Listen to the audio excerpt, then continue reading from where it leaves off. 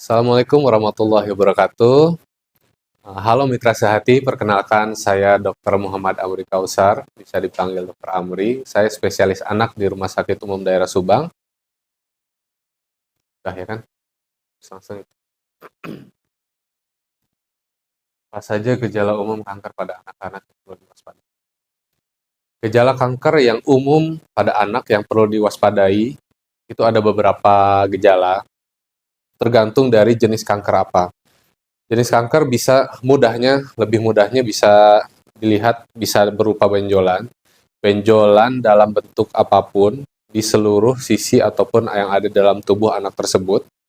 Bisa di leher, bisa di tangan, bisa di kaki, bisa di perut, dan sesuai dengan organ sisi dari si kanker itu. Dan yang kedua, jika adanya kankernya ke arah darah ataupun ke arah kanker masalah dari sel darah putih atau sel darah merah. Nah, ulang lagi ya. Harusnya nggak sel darah merah. Ini stop dulu nggak? Stop, play lagi. Langsung aja ya. Gejala kanker yang umum pada anak ada beberapa macam dan terdiri dari beberapa gejala.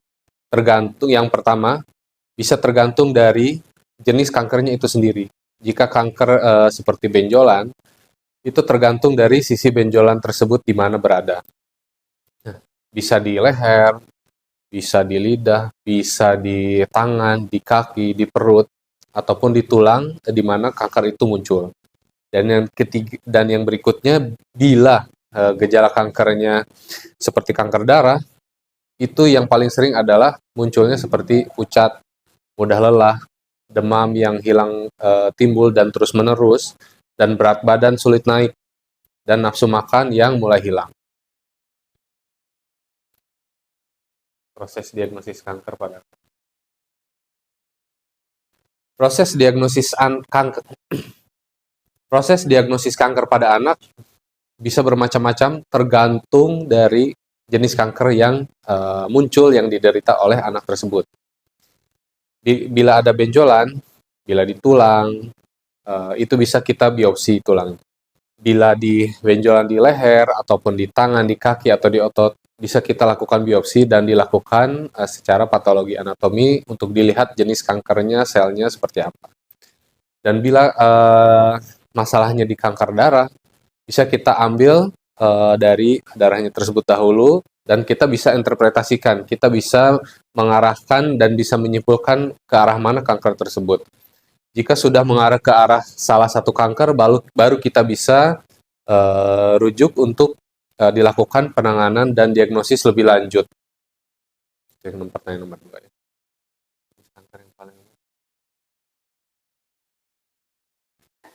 Kanker yang paling sering muncul pada anak, yang paling sering adalah kanker darah. Itu yang paling sering muncul.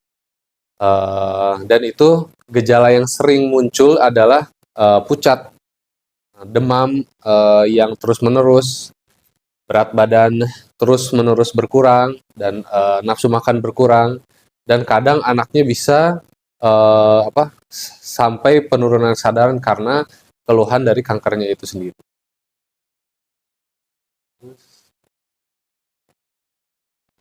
Gejala dari kanker setiap anak akan selalu berbeda-beda tergantung dari kanker apa yang dideritanya. Jadi kita harus selalu berwaspada. Gejala kanker pada anak itu bisa berbeda-beda dan tergantung dari jenis kankernya itu sendiri. Oleh karenanya, kita harus selalu waspada, dan rata-rata hampir seluruh kanker memiliki suatu gejala yang hampir mirip-mirip. Gejala apa itu? Yaitu demam yang terus-menerus, pucat, mudah lelah, kemudian berat badan yang terus-menerus, dan yang paling terakhir adalah bisa sampai pendarahan.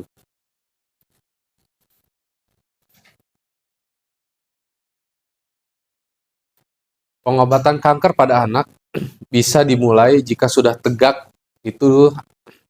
Pengobatan kanker pada anak bisa dimulai jika sudah tegak diagnosisnya. Diagnosis pasti bisa secara patologi anatomi, ataupun bisa CT scan, ataupun tergantung dari jenis kanker pada anak itu sendiri. Dan biasanya yang paling sering kita lakukan adalah kemoterapi dan juga bisa radioterapi. Dan di mana semakin kita cepat mendiagnosis, semakin kita cepat dilakukan intervensi kemoterapi, maka outcome-nya akan semakin baik. Rata-rata anak dengan kanker muncul dengan sudah stadium lanjut, sehingga penyebaran kankernya sudah menyebar ke hampir ke seluruh tubuh pada anak tersebut.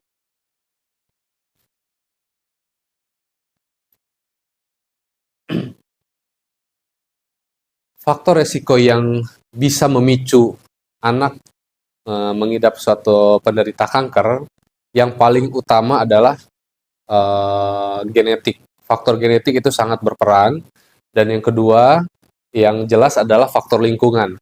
Faktor lingkungan bisa dilihat anak-anak tersebut apakah sering mendapat terpapar radikal bebas, seperti misalnya asap rokok, kemudian asap kendaraan, kemudian adanya limbah dari pabrik, ataupun adanya dari paparan dari zat-zat kimia yang bisa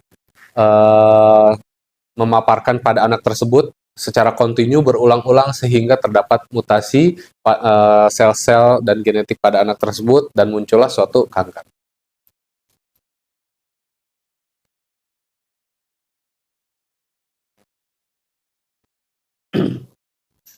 Peran genetika ataupun turunan penderita kanker pada anak harus kita waspadai. Kenapa? Karena genetika ini tidak bisa kita hindari, namun kita harus tetap bisa mewaspadai dan juga mencegah sedini mungkin. Yaitu jika seorang anak memiliki faktor keturunan genetika terhadap penderita kanker, maka anak tersebut harus lebih diwaspadai secara setiap hari, secara berkala, adanya munculnya suatu gejala kanker atau tidak. Sehingga bila ditemukan adanya suatu gejala menuju ke arah kanker, bisa dilakukan intervensi segera dan diharapkan memiliki outcome dan harapan hidup yang lebih baik.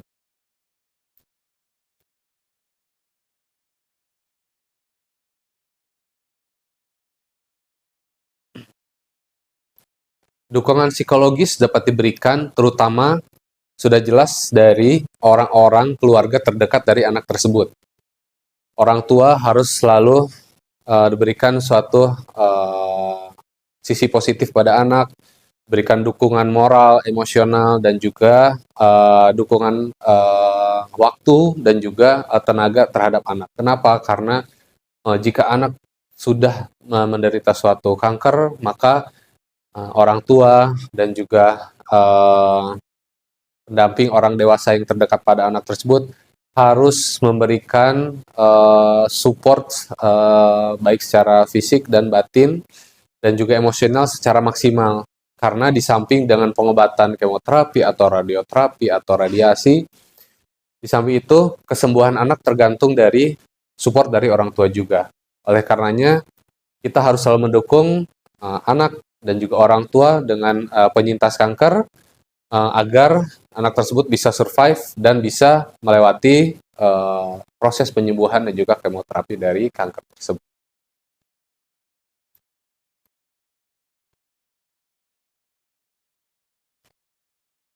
Langkah-langkah pencegahan umum yang bisa dilakukan terhadap anak-anak agar terhindar dari kanker adalah yang paling penting adalah gaya hidup dan juga faktor lingkungan dan juga kebiasaan sehari-hari.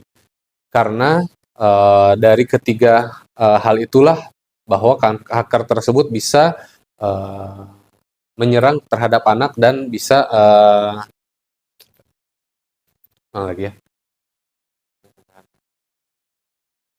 pencegahan umum yang dapat kita lakukan adalah dengan gaya pola hidup sehat.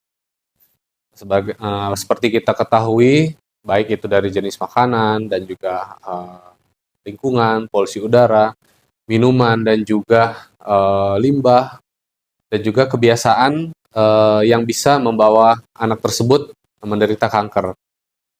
Karena jika genetik itu tidak bisa dihindari, namun yang bisa dihindari adalah gaya hidup sehari-hari dan kebiasaan sehari-hari yang bisa dicegah.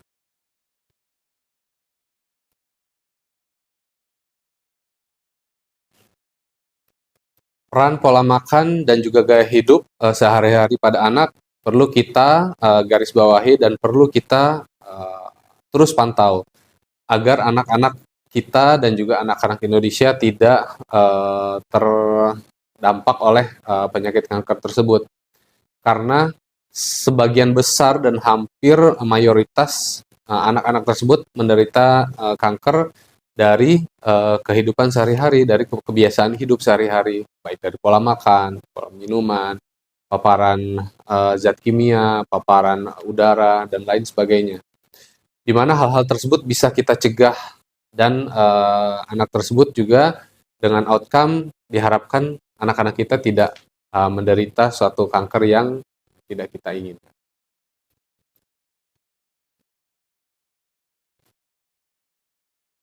Selain dari anak-anak yang menderita kanker, orang tua dari anak tersebut harus kita dukung juga. Baik dengan dukungan apapun, bisa dukungan emosional, dukungan moral, dan bisa juga dukungan materi.